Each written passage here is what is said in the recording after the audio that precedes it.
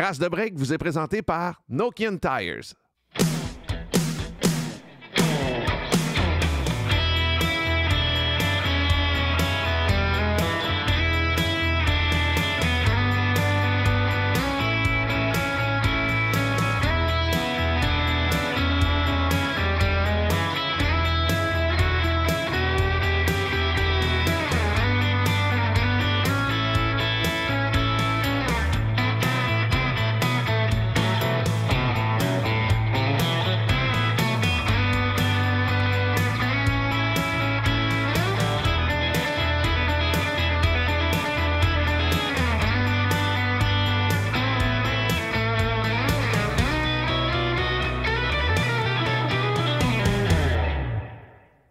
On est de retour.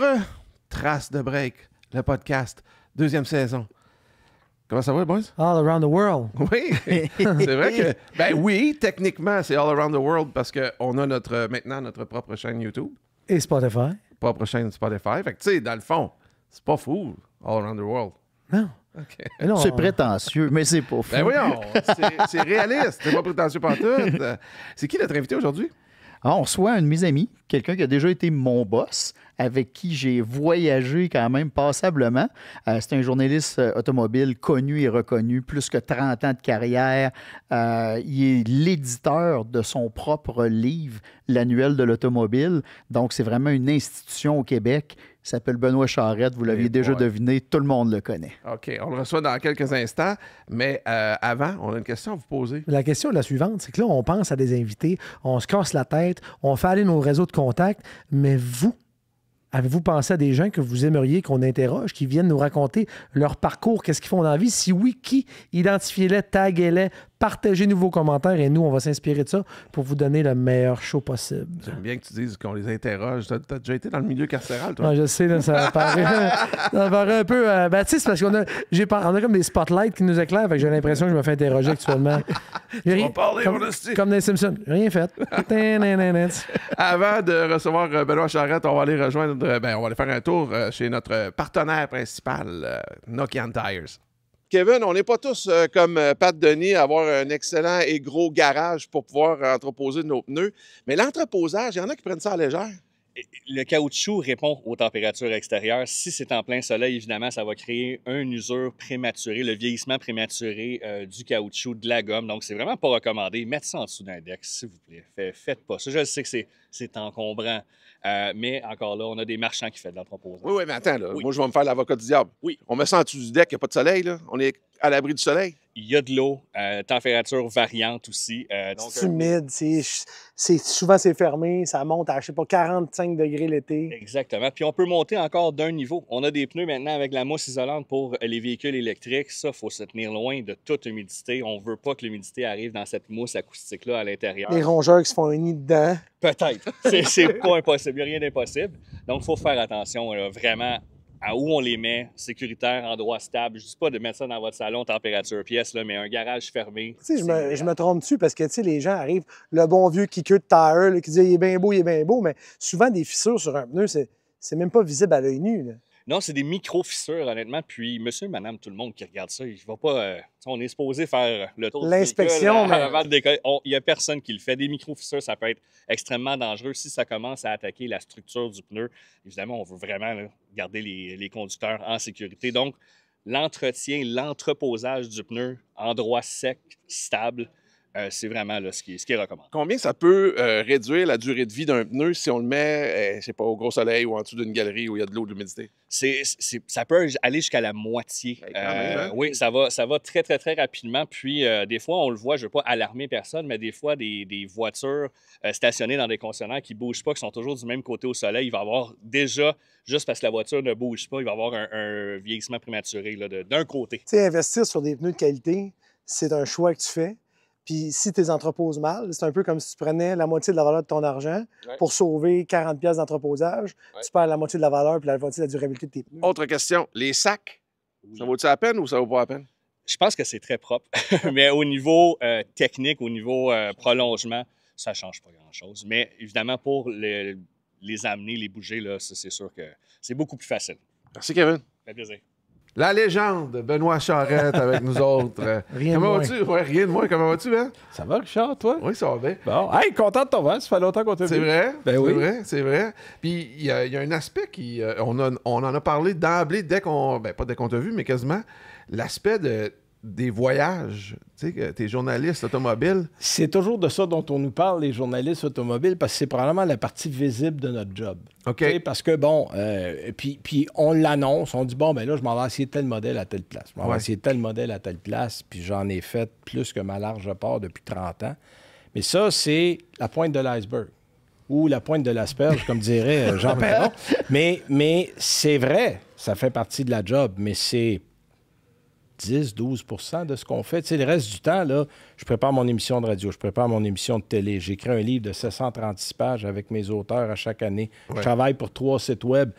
Ça, c'est le quotidien. Ça, c'est la vraie chose qu'on fait. C'est le côté exotique aussi qu'on Tu s'imagine. sais, il y a un avantage à notre travail que peu de travail offre.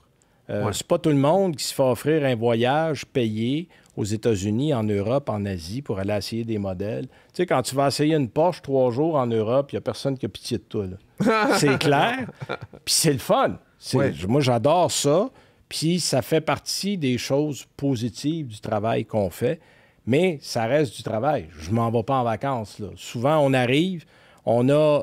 puis, bon, pour te donner un exemple, Audi, on a la journée où on part, le vol de nuit, on arrive le matin, on essaye l'auto toute la journée, on soupe, le lendemain matin, tu t'envoies chez vous. Fait que tu es en Europe 24 heures, puis tu es revenu chez vous. Donc, c'est pas un voyage d'agrément. Il y a d'autres compagnies qui ont changé leur fusil d'épaule, Mercedes, pour en nommer une, parce qu'un jour, il y a quelqu'un qui, malheureusement, s'est tué au volant. Trop fatigué. Trop fatigué. Okay. Et depuis ce jour-là, la journée où on arrive, si on va en Europe, il n'y a rien. C'est journée, mettez-vous à l'heure, reposez-vous un peu, on roule demain, puis on repart le surlendemain. Fait qu'il y a comme une journée de plus. Mais, puis là, maintenant, évidemment, dans le monde automobile qui est de plus en plus focusé, on fait attention beaucoup à l'argent qu'on dépense. Ouais. Fait que les lancements de presse sont plus rares, sont plus courts, parce que, bon, si tu économises une nuit, puis que tu invites, je sais pas, 4 vagues où il va y avoir à peu près une centaine de journalistes, ben, tu sauves 100 nuits d'hôtel, une journée de repas, ça paraît là, à la fin. Oh, ouais. Donc, ils nous font ça. C'est pour ça qu'on va souvent, avec Ford ou avec d'autres, on va souvent dans l'Ouest, Californie, parce qu'avec le décalage, tu pars le matin, mais tu arrives genre le midi. Bon, ben tu arrives, tu dînes, ils te mettent dans l'auto, tu roules toute l'après-midi, tu soupes, puis tu retournes chez vous le lendemain matin. Aïe, aïe. Fait que tu as essayé l'auto un après-midi. Mais tu sais, les gens disent « Ah, c'est le fun. » Écoute, là, les décalages, à un moment donné, il faut les absorber. Là. On s'habitue. Moi, j'ai plus tellement de problèmes à part l'Asie. Je suis déjà allé en Afrique du Nord 3 jours. En Afrique du Sud 3 jours. Ouais. Ça aussi, là. Mais moi, tu sais, Ben, là, je voyage, je suis privilégié, je trouve, parce que j'ai fait le choix, puis je le fais, de voyager 3-4 fois par année déjà, pour le plaisir. Oh, ton année est déjà bostée, mon homme? Oui, je sais. Je t'ai suivi dans les 2-3 derniers mois, là, d'après moi, il t'en reste plus, là. Mais parmi ces voyages-là, il y en a au moins 2 sur 4. Il y a toujours un retard de vol, il y a toujours une affaire. Tu vas pas me partir là-dessus. Ben, j'ai pas le choix de te partir là-dessus, parce que comment tu fais pour faire ton travail puis arriver à l'heure? Ben, la beauté aujourd'hui, c'est que tu peux travailler partout. Tu sais, moi, je travaille à l'aéroport, à l'hôtel. Maintenant, tu as même l'Internet dans l'avion. Moi, là, les vols d'Europe, là, où tu es assis 8h30 pour revenir, moi, là, je prends l'Internet, je m'installe, puis je travaille 8h30. Ouais. C'est tout, là. Moi, je fais une journée de travail dans l'avion. Parce que souvent, avec les sites web aujourd'hui, tu sais, avant, là, on partait en voyage, puis tu avais un magazine ou les journaux, tu avais 4-5 jours en revenant, puis des fois plus que ça pour écrire ton article. Là, ils veulent avoir ton article avant qu'il ait commencé. Là. Ils t'appellent, tu dis « Bon, l'as-tu roulé? Oui, tu m'envoies ça quand? » Bon, bien, on fait ça dans l'avion, on fait ça en revenant. Tu sais, tu es accessible partout, ça, c'est un avantage. Tu es accessible partout, c'est aussi un désavantage. Alors, c'est l'inconvénient de ça, mais tu peux te brancher partout. Fait que quand il y a des retards à l'aéroport, je m'installe quelque part, je me branche, puis je travaille, puis je regarde l'heure, je dis « OK, on va attendre. » T'as-tu déjà manqué carrément un événement? Oui. Ouais. Puis, une affaire niaiseuse, il y a des années, Valvoline, qui ont une usine au Kentucky. nous avait invités à aller voir. Moi, j'étais curieux de voir ça. Comment tu fabriques une huile moteur? J'ai dit, ça va être bon pour ma culture. Fait que le vol était Montréal, Détroit, Louisville, au Kentucky, parce que l'usine est en banlieue de Louisville. On part de Montréal, il y a déjà 3 heures, parce que les vols de Détroit, pour ceux qui sont habitués, quand le vol n'est pas assez plein, c'est à Northwest dans ce temps-là. Northwest annule le vol, ils remplissent le prochain, puis ils font partir avec l'autre. Ça, c'est une pratique courante. C'est Delta, à cette heure, ils font la même chose. Sauf que là, le prochain vol me faisait rater ma connexion à Détroit pour aller à Louisville. Fait que j'ai appelé, j'ai dit, OK, je la rate le prochain. Demain matin à 10 h, monsieur. Puis l'événement commençait à 9 h, finissait à 12h30, 1 h. Je serais arrivé à 2 h. Bon, j'ai dit, laissez faire. J'ai rappelé Valvoline, j'ai dit, écoutez, je peux pas me rendre. C'est tout, je suis retourné chez nous, je suis jamais allé. Mais c'est pas arrivé souvent. Des retards, oui. 33 ans que tu fais ça déjà? 1992, ça fait 33 ans en temps plein. Comment ça a changé, justement, le métier, ton métier en 33 ans? Outre l'aspect, tu peux travailler partout, ça, on l'a déjà. Je vais te donner un exemple. Moi, quand j'ai commencé, un de mes premiers contrats à mon compte, c'était chez Transcontinental, 1994. À l'époque, l'intranet existe, mais l'Internet, entre les magazines puis tout ça, n'existe pas. Moi, tous les lundis, je devais prendre mon article de la semaine que j'avais fait pour les hebdos, puis aller physiquement à Laval, porter l'article papier, tapé, avec 2 diapos ou 3, dépendamment de l'espace qu'il y avait. Puis de là, je devais aller à Joliette, parce qu'il y avait un autre lab à Joliette, pour porter un 2e article avec 2 photos ou 3 en diapos, parce qu'il prenait des diapos. Et ça, c'était ma run, tous les lundis, parce qu'il y a une partie des hebdos qui était desservie par la région de Joliette, puis l'autre partie, les Basses-Laurentides, par Laval. Puis ça, j'ai fait ça quand même pendant 2 ans. Écoute, quand le modem est arrivé, tu regardais un modem à cette heure, puis tu ris, parce que c'est lent.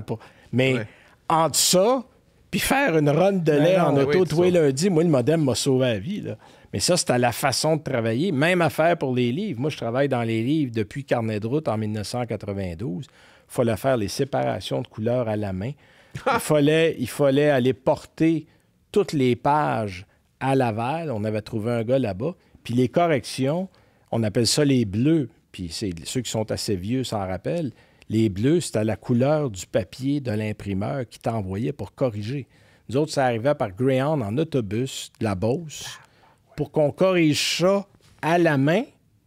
Puis il fallait, à partir des corrections à la main, eux corrigeaient, nous envoyaient le premier paquet qu'on avait corrigé, puis le deuxième. Puis il fallait vérifier si la correction qu'on avait faite avait été portée à l'autre copie.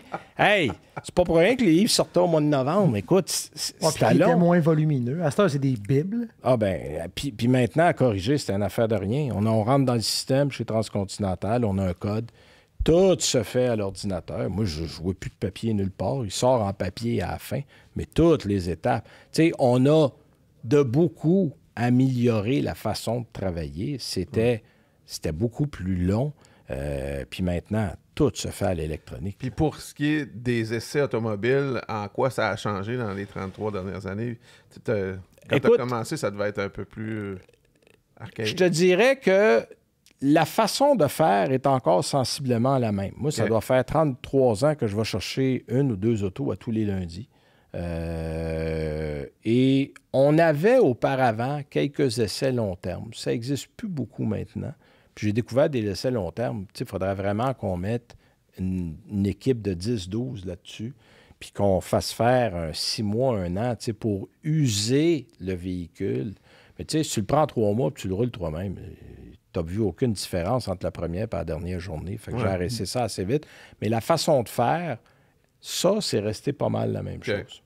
Y a-tu des constructeurs qui sont peut-être disparus aujourd'hui, je sais pas, qui t'ont... Lada? qui t'ont fait faire de drôles d'essais ou de moi, j'ai eu des Lada à l'essai, puis c'était drôle parce que c'était un petit garage à Montréal et j'avais une Lada Niva à l'essai. Et à un moment donné, c'est les premières années que j'allais en Estrie, puis on l'avait pris pour aller en Estrie, puis en revenant, il y avait à côté de la roue à droite, là, parce qu'il n'y avait pas d'insonorisation là-dessus, là, tu sentais exactement, il y avait comme un petit cognement Puis j'arrive au garage, puis c'est Francesco, je me rappelle encore du mécanicien. Puis il dit « Ah, oui. » Écoute, il sort une masse, pour le vrai, là. Puis il t'a soigné 3-4 coups en dessous de la roue. Puis il dit « Il devrait être correct. » Il dit « C'est un petit frottement. » J'ai dit « Je me suis marré. » Il l'a raligné à coup de masse. Il l'a raligné. Puis c'est beau. Il dit « Il devrait être bon. » J'ai dit « Bon, OK. » Tu sais, ça, c'est une autre époque. Maintenant, je dirais que on passe beaucoup par des agences pour les voitures. On a passé, il y a encore certains concessionnaires qui s'en occupent. Il y a certaines compagnies comme Mazda. Ça fait depuis la nuit des temps qu'on va au siège social de Mazda, sur la Transcanadienne, à Pointe-Claire. C'est eux autres qui s'occupent de ça. D'autres confient ça à des concessionnaires. Et il y a des agences. Alors, c'est comme ça maintenant que ça fonctionne. Mais la façon de donner les véhicules, ça n'a pas beaucoup changé. Mais ça se peut-tu, je me permets, Richard, ça se peut-tu que le consommateur, par contre, malgré que tu fasses ton travail un peu de la même méthode, avec la même rigueur, puis le même processus d'analyse, l'information qu'il souhaite obtenir, c'est pas la même il y a 33 ans qu'aujourd'hui? Je rêve-tu en disant ça? Bien, en fait, c'est que l'information est disponible à beaucoup plus grande échelle. Tu sais, l'Internet a fait en sorte que maintenant, tu as plusieurs sites automobiles, que ce soit des sites au Québec, au Canada, aux États-Unis. Tu peux même aller voir des sites allemands, italiens. Amuse-toi, là, il y en a partout. L'Internet t'ouvre la planète au grand complet. Ouais. Ce qui a fait en sorte qu'on est encore vivant aujourd'hui avec les livres qu'on fait, c'est que tu n'as rien sur Internet qui t'offre tout dans un format portable. Tu sais, le livre, là, tout est là. Tu veux tel modèle, tu vas à telle page. Tu veux tel modèle. Sur le site, tu vas l'avoir, mais il faut que tu y ailles te promener. Il faut que tu y ailles dans des menus, des sous-menus, des troisièmes menus. C'est moins convivial. Un livre, il n'y a rien de plus facile. Tu veux tel modèle, tu es en ordre alphabétique, tu rouvres, tu vas le chercher, tout est là. Mais il y a 33 ans, le monde évolue là-dessus. Le volume de charge du coffre, l'aspect plus... On a augmenté la quantité d'informations qui est disponible, ça c'est clair, mais je te dirais qu'à la base, c'est assez semblable. On a évolué avec le marché. T'sais, on ne mettait pas les décibels auparavant, on les met maintenant. Il y a plus d'informations au niveau, par exemple, des tests de collision qu'on a ajoutés. Répartition du poids. Puis beaucoup de ces suggestions-là viennent du public. C'est des gens souvent qui viennent voir au salon de l'auto, qu'on rencontre. Moi, je vois du monde dans la rue. Bonjour. Oh, oui, monsieur, avez-vous pensé à telle affaire dans mon livre, dans notre livre? Oh, oui, OK. Puis je prends des notes. Je dis OK, parfait. Bonne idée. La suggestion des décibels d'un véhicule, je n'avais jamais marqué. C'est venu d'un bonhomme que j'ai vu littéralement à l'épicerie à côté de chez nous. Puis j'ai dit, ben oui. C'est pas fou. C'est juste qu'il faut s'assurer qu'on l'a pour tout le monde. Ouais. Parce que je peux pas le mettre, je sais pas, moi, si Toyota publie des décibels dans son auto, puis Ford ne les publie pas, le monde va dire, pourquoi tu les as pas mis pour Ford? Faut que je les trouve pour tout le monde. Si je les trouve pas pour tout le monde, je peux pas les mettre. Parce que les gens vont dire, parce qu'il y a des gens, là, puis le réflexe, c'est le même pour tout le monde. Il y a des gens, là, la première chose qu'ils font, quand ils vont regarder une information ou dans l'annuaire de l'automobile, ils rouvrent la page du livre qui est leur auto. Si tu veux savoir qu'est-ce qu'il conduit, moi, je lui passe un livre, je lui laisse ouvrir le livre. Je savais exactement ce qu'il conduit. C'est toujours ça. 9 fois sur 10, c'est ça qu'ils font. Mais Pat, ça serait le contraire. Lui, ça serait la prochaine voiture qu'il va acheter. Je peux pas mal de temps. L'année prochaine. Mais moi, sérieusement, je peut-être attardé, là, mais pendant plusieurs années, quand le guide de l'auto sortait et l'annuel de l'auto sortait, j'ai les carnets de route de Daniel Hérault depuis 87. J'ai lu chacune des pages sur chacun des modèles. Mais non, je suis pas surpris. Toute ma vie. Fait que Pat, t'es un bon client. T'es un bon client. Fidèle. Je m'excuse, j'ai encouragé la compétition aussi à une certaine époque. Non, mais je te dirais qu'il y a à peu près...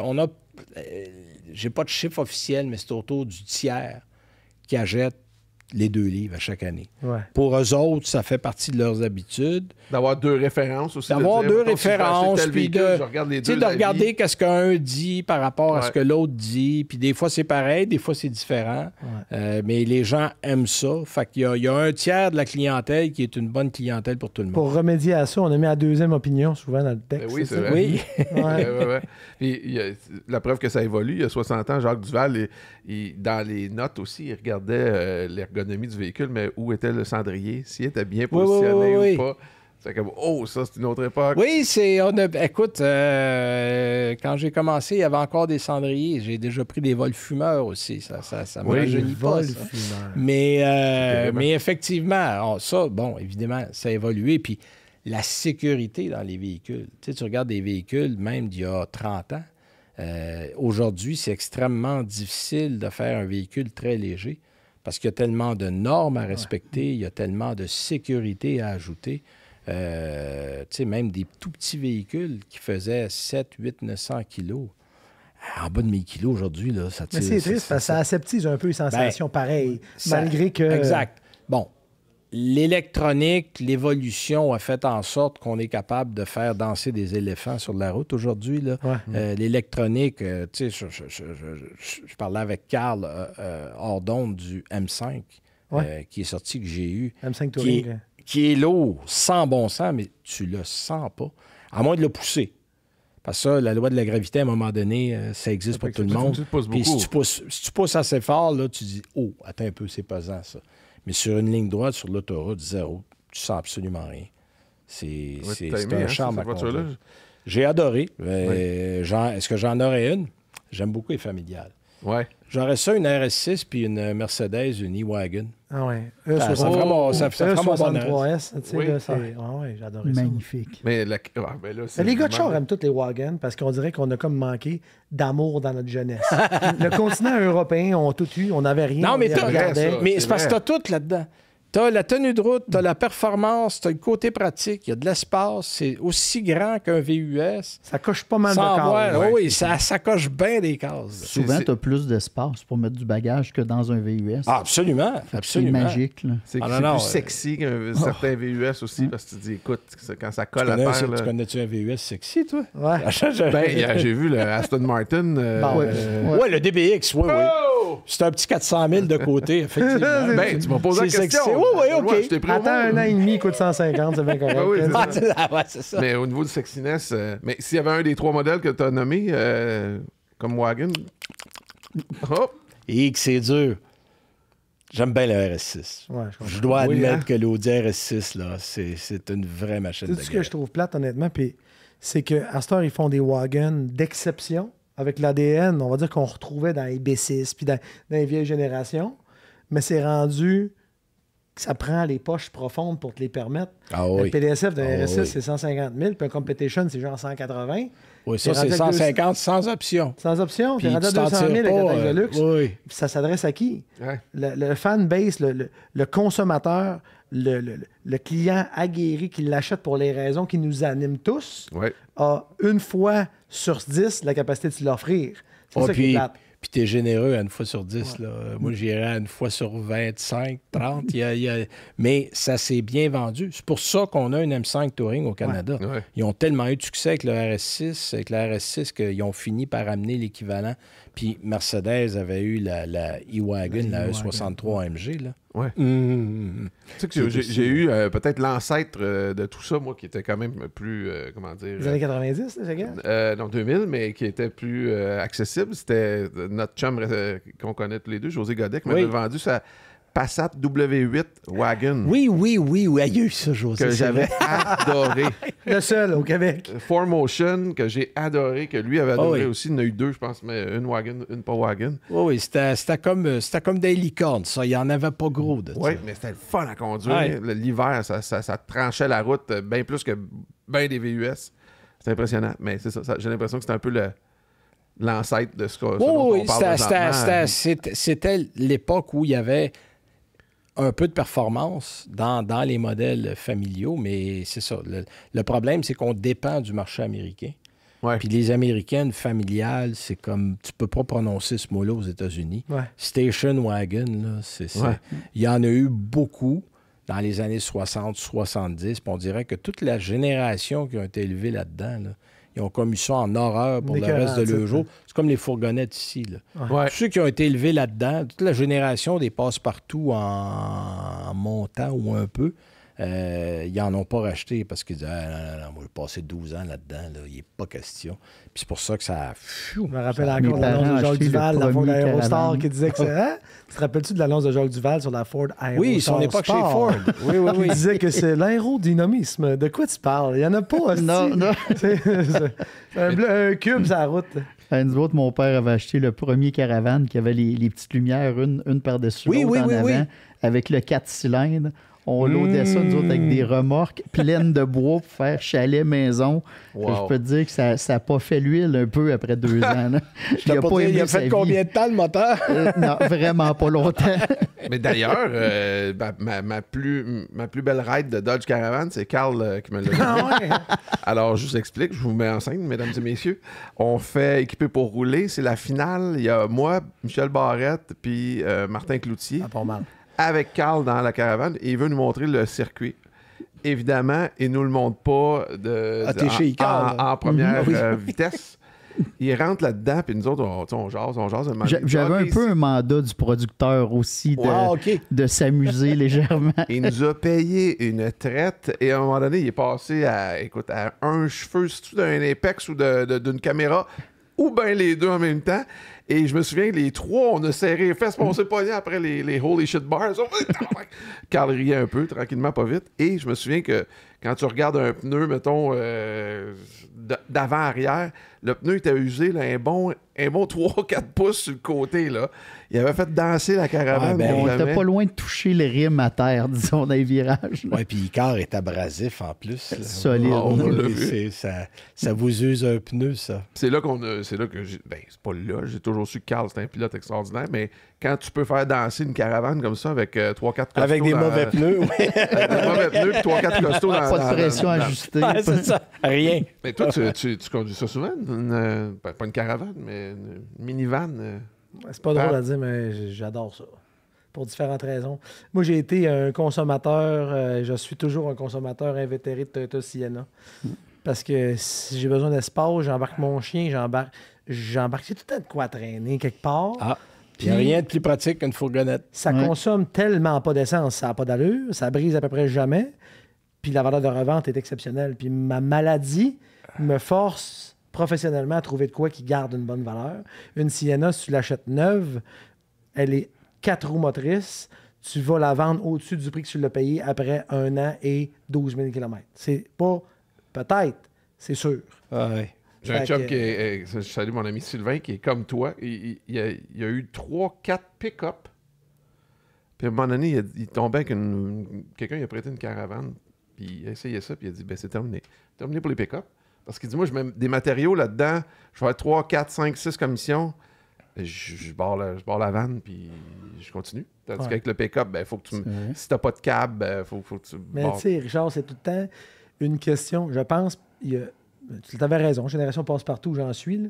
C'est que la caravane, à un moment donné, on s'est comme écœuré de ça. Puis l'image que ça renvoyait, c'était un char plate, beige, tu sais, que... Ce qui n'est pas faux. Au demeurant. Au début, ce qui n'est pas faux. Puis là, t'as le gars de char, tu sais, qui les a tout tués, qui les a encore pas mal, puis qui, quotidiennement, roule en van. Il faut que tu l'assumes. Faut que tu sortes du placard à un moment donné, puis tu te dises... Je roule en minivan. Bon, fait que le prochain podcast, ça va te prendre Toyota Sienna. Puis tu t'assumes. C'est ça. Trace de minivan. Oui, c'est ça. Trace de minivan. Ben, j'aimerais ça que tu... Est-ce que tu as... la réponse, je suis sûr que c'est oui, mais on va y aller en détail. Oui. Là, on a parlé beaucoup d'essais d'auto. Ouais. Tu as fait le tour du monde, tu en as essayé plein. Mais tu as souvent été invité, j'imagine, à des lancements sans les essayer. T'as-tu vécu des lancements spéciaux? Là, des présentations. Oui, présentations. Des présentations, j'en ai eu plusieurs. Écoute, je pense que la première à vie, c'était le Riviera. Là, j'étais avec Carnet de route à l'époque. Et c'est drôle, on avait lancé un Buick Riviera au musée Henry Ford. Ça fait un peu... Bizarre, hein? Ouais. Mais le musée Henry Ford est un endroit public qui est magnifique au demeurant. Si vous n'êtes jamais allé, je vous invite à aller faire un tour. Mais c'est drôle parce que c'est à l'époque, là, on est en 80, je pense que c'est 95. C'était à 94 pour 95. On ramenait la Riviera là, qui avait disparu depuis des lunes. Et on couchait dans un hôtel à Détroit. Puis je me rappelle très bien, le gars de GM, il dit, écoute, si tu as besoin de quelque chose, on te ramène à l'hôtel, tu nous appelles. Tu sors pas ici le soir. Ça, c'était à Détroit il y a 30 ans. Aujourd'hui, Détroit, c'est beaucoup amélioré. Ouais. On a eu plusieurs présentations. Une, si Jacques Dehaene nous écoute, il va rire. On avait un lancement avec Audi. Et là, vol de nuit. Là, tu arrives le matin, évidemment, le sommeil réparateur dans un avion, ça n'existe pas. Là, on est à moitié mort. Puis là, il y a une présentation technique. C'était une Audi la R8 électrique, qui a finalement jamais vu le jour. Puis là, je te parle de ça fait un bon 15 ans. C'était au début des années 2000. Ça fait peut-être même un petit peu plus que ça. Mais là, écoute, il arrive le matin, présentation technique. On rentre d'une salle, ferme les rideaux, ferme les lumières, part l'écran avec la caméra. Écoute, à un moment donné, on était 2, 3. Je pense qu'on ronflait. Là. On était à côté. Là, puis... Un peu plus, c'est un acétate. Ah non, puis là, un moment donné, Jacques, il me donne une tape. Oui. Là, puis hey, tu combats. Après ça, c'est moi qui donnais des tapes à Jacques. Mais il y a des présentations qui se font comme ça où des fois, c'est un peu difficile. Mais souvent, ça va être des... J'essaie d'aller un peu moins à ces présentations-là, à moins que le moment de l'année soit pertinent. Okay. C'est-à-dire que des fois, le modèle va être présenté aux journalistes. Tu as l'occasion de le voir, de t'asseoir dedans. Tu ne le rouleras pas, mais au moins, tu as un minimum d'informations que tu peux donner aux gens. Souvent, dans le livre, c'est arrivé, là, dernière minute. C'est un modèle qui va arriver plus tard à l'automne, donc le livre va déjà être sorti. C'est là ta chance d'aller avoir de l'information. Fait que là, tu parles aux ingénieurs, tu parles aux gens, puis tu es capable de ramasser de l'information pour faire un texte qui tient debout. Y a-tu des lancements, outre le modèle du char, que tu t'es dit, wow, tu sais, des fois, ils essayent de refaire la roue, si on veut, là, réinventer la roue. Tu t'es dit, ça, c'est original de la façon qu'ils l'ont faite. Puis il y en a eu plusieurs. Il y en a eu plusieurs. Originalité au niveau du modèle ou originalité au niveau du lancement? Importe, les deux, on dirait que c'est un monde qui m'intéresse. Écoute, il y en a eu beaucoup. Il faudrait passer probablement la prochaine journée et demie ici. Mais il y en a deux, moi, qui m'ont marqué. Le premier, c'est Mercedes. C'était le lancement de la classe S. On faisait une escale dans le bout de Monaco. En fait, on était à Beaulieu-sur-Mer, qui est juste avant Monaco, dans un château qui appartient à la famille Rothschild. Qui est un château qui est classé patrimoine. Donc, tu n'as pas le droit là, de toucher au plancher. Tu n'as pas le droit de rien mettre sur le mur. C'est un musée. Okay. Puis tout est... tu peux rester là. Tout est là. Les meubles sont là. Et Mercedes avait loué ça. Il nous avait mis... Écoute, il y avait un faux plancher par-dessus le vrai plancher pour pas qu'on marche sur le plancher. Et au lieu d'avoir un écran pour nous montrer, parce que tu pouvais rien mettre ou rien visser, il nous a donné des lunettes à prisme. Puis on avait la présentation dans les lunettes. C'était comme à l'écran. Et l'entracte, après le souper, non, c'était avant le souper, c'était le Cirque du Soleil, qui commanditait en Europe Mercedes à l'époque, qui était venu nous donner un petit show dehors. Aïe, aïe. Là, tu dis, OK, là, on a poussé fort. Là. Next ça, level. c'était... Oui, on veut des bons mots.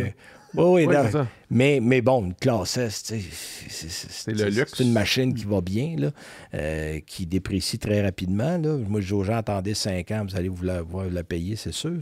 Mais il va falloir que tu payes les réparations puis l'entretien aussi. Ça, c'est l'autre aspect. 2 ans que j'en ai une. Ça en est un.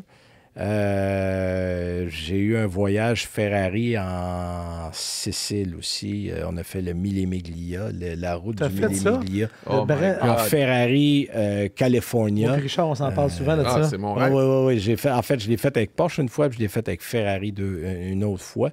Et, dans le cadre de l'événement? Ou... Non. On a fait la route, mais pas dans le cadre de l'événement, mais la route. Puis dans une Ferrari, j'avoue. C'est assez drôle. Oui. Parce que, raconte aux gens rapidement qu'est-ce que c'est le Mille Miglia pour ceux qui le savent. Bon, Mille Miglia, c'est une course mythique qui se déroule en Sicile, qui sont sur des routes publiques. En Sicile? C'est pas entre Brescia et... Entre Brescia et excuse, le Targa Florio. Ah, d'accord. C'est moi je suis allé au Mille Miglia, mais avec Pirelli. Le Targa Florio, c'est en Sicile. Okay. C'est une course sur des routes publiques. Puis, en Sicile... Il fait une température, si tu attends 15 minutes, il en fait un autre. Okay. Comme au Québec. Au cours d'une journée, c'était assez drôle. Puis un collègue américain, en fait, qui vient de Côte-Saint-Luc, mon ami Noah Joseph, a été le premier à emboutir la Ferrari dans un mur. Oh mon Il a manqué une courbe où il venait de mouiller, tu étais sur le sable. Tu sais, je vais tourner sur le sable quand il pleut et que ça ressemble à une patinoire. Ça, lui, il a fait zip, puis il a envoyé tout le quarter panel en arrière dans un mur. Alors, Luca Di Montezemolo, qui était le président à l'époque, qui était au souper le soir, il avait remis une partie du pare-choc d'Acusto derrière à Noah en souvenir. Oh. Mais ça avait été un voyage. Tu sais, pour pour l'endroit, pour la route, pour le plaisir que tu as à rouler, puis tu es en Ferrari, là, c'est magique. J'imagine qu'il ne faut pas trop briser des chars de presse souvent. Là. Ben, écoute, Ton nom va être fait. Ça arrive. Tu sais, en 33 ans, j'ai été chanceux. J'ai eu 3 accidents. Hey. 2 pas graves, 1 solide, mais ils ont réparé l'auto. Mais bon, ça arrive. Les voitures sont assurées. J'ai aussi une assurance. Ouais, j'ai un avenant pour les assurances à autrui. Ça va être bizarre à assurer parce que vous êtes. C'est tellement une niche. Ah oui, ben j'ai un avenant 27, là. Ces gens connaissent leurs assurances. Un avenant 27, c'est assuré à autrui, donc les autos qui ne m'appartiennent pas. Ça m'a servi 2 fois en 33 ans, mais je l'ai toujours là. Il est Et toujours les autos de manufacturiers sont souvent pas assurées. Ben, voilà, ça, c'est un point important. Il y a des OK. compagnies, à cause du prix que ça coûterait à assurer, parce que là, tu dis, ouais, moi, j'ai des journalistes qui vont s'amuser avec ça, l'amener hors route, faire de la traque. Puis moi, tu veux juste assurer ça. Les compagnies, ils vont le faire, mais à un prix exorbitant. Fait que souvent, les compagnies, ils les assurent pas. Puis s'il y a perte, si c'est une perte totale, ben ils absorbent la perte. Puis Comme la on flotte passe des au prochain. véhicules de transport du Québec. Quand tu te fais répondre, votre voiture va être conduite par combien de personnes cette année? 200? Ouais, c'est ça. C'est comme 70, 80, une semaine As-tu à la les noms fois, et les puis- permis de tout le monde? C'est ça? Puis, Benoît, est-ce qu'il y a des chars que tu reçois, des chars de presse que tu dis... Ben, en fait, non. Ma question est plus claire que ça. Les chars de presse, c'est-tu en forme, ça, ou si c'est magané? Ça dépend quand est-ce que tu l'as. Si tu l'as au Et début... après Tu l'as après Carl, ça fait pas. Non, Carl a un j'ai- bon point. Après qui, oui, Ouais, aussi. mais le pire, c'est que Benoît et moi, on a booké pour la télé. Puis quand on book, souvent, moi, je demandais qui conduisait la voiture la semaine précédente parce qu'il y a quelques noms qu'on nommera pas, mais qu'on sait que l'auto Oui, qu'on va être connaît sale, bien. en mauvais état, graffinée, etc., puis qu'elle sera pas tournable pour la télé. Fait que OK. ça, c'est un Fait que si tu problème. l'essayais en tant que journaliste automobile sans tourner de télé, mettons, c'est moins grave? C'est moins grave, mais encore là, tu sais, l'auto, elle peut avoir les freins endommagés, pas mais agréable. tu sais, comme nous autres pour la télé, parce que- oui, on les brasse, mais on s'assure de la redonner avec des pneus encore en bon état. On s'assure que les freins ne sautent pas, que tout est correct. Exact. Si jamais il y a quelque chose, bon, on s'assure qu'elle soit réparée avant de la redonner. Ouais. Parce mais que c'est pas nous tout autres- le monde qui voit ça de même. Puis Carl a raison, notre impression à nous va se baser sur le véhicule qu'on a essayé. Si le constructeur C'est nous ça. passe un véhicule en mauvais état, tu sais, moi j'ai déjà eu un véhicule de GM il y a plusieurs années. Écoute, il n'y avait pas de frein.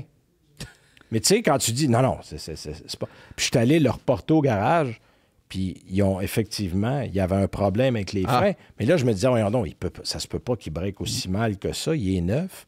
Bon, il l'avait testé. On a eu l'excuse, je sais que Carl le rit, puis je sais exactement pourquoi. Parce que Robert, hein, on salue Robert. Qui était merveilleux, tellement Mais gentil. lui, il disait toujours, faites attention les gars, c'est un char de pré-production. Ça, on l'a eu chez GM, collé pendant à peu près 15 De ans. pré-production. Ben, OK. c'est parce que là, il s'imagine que parce que c'est un char de pré-production, Tu vas être plus tolérant. tu vas être plus gentil, tu vas laisser passer des affaires. Bon, non. T'sais, passe-moi là en bon état ou quand tu seras en bon état, appelle-moi et puis je viendrai le chercher. Mais tu sais, l'essai qu'on fait est toujours basé sur le véhicule qu'on a essayé. Puis des fois, on a des surprises. On a essayé des voitures. Moi, je vais toujours me rappeler d'un RAM diesel. On avait été un lancement aux États-Unis. Puis, bon, le moteur Cummins, pour ceux qui en ont roulé, il est reconnu pour être sensiblement bruyant. Puis là-bas, je me dis, crème, ils ont fait une bonne job. Tu sais, on l'entendait beaucoup moins, tout ça. Puis, moi, je fais un premier contact là-dessus.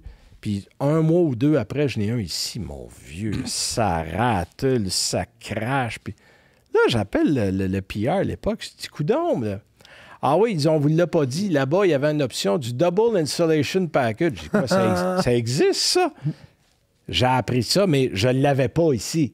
Mais tu sais, là, mon jugement avait été fait en fonction de l'auto que j'avais roulé là-bas. Ouais. Mais là-bas, les compagnies, tu sais, notre métier, à un moment donné, il faut que tu grattes. Parce que la job des compagnies, c'est de te passer la meilleure affaire possible, mais ils diront des fois pas tous les aspects. C'est notre job de gratter un peu pour trouver comme ça. Je l'ai appris en essayant un autre ici pour dire « Hey, attends un peu, là, moi, ce que j'ai essayé Ça là-bas... se fait de passer une. Ben, c'est ça, mais personne ne nous en avait parlé. J'ai vu Saab changer des pneus d'origine pour des aftermarket dans un lancement qui était de bien meilleure qualité que la scrap qu'ils mettaient d'origine sur le véhicule. Puis j'ai dit, pourquoi ils ont mis ça? Parce qu'on le sait. Mais tu sais, il faut avoir l'œil. Ouais. Parce que là, tu essayes cette auto-là avec des bien meilleurs pneus que les pneus qui sont prévus sur le véhicule. Puis quand tu essayes, le client achète le pneu. Puis, Carl, t'es bien placé. T'es un spécialiste de pneus. Tu sais, les gens, des fois, nous appellent « Mon auto va... » Monsieur, madame, faites juste changer vos pneus. Puis vous allez avoir un autre char. Carrément. Les gens n'ont pas ce réflexe-là. Ils disent « Ah, c'est l'auto, c'est la suspension. » Non. Vos pneus. Si tu grattes trop fort, là, auprès d'un manufacturier... c'est arrivé. Il te bout dessus? Oui. Ouais. J'ai été banni 1 an de Toyota, moi.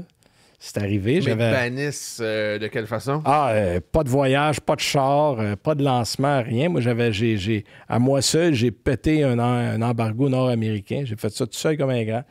Mais ça fait plusieurs années, ça fait une dizaine d'années. Par erreur? Non. Il y a un embargo américain sur la Toyota Camry. Ouais. Moi, je dis, je suis pas aux États-Unis, là. Je suis au Québec. Moi, mon livre sortait 1 semaine avant la fin de l'embargo. J'ai dit, écoute, je ne vais pas sauter 1 an pour 1 semaine. Fait que j'ai dit au gars, non.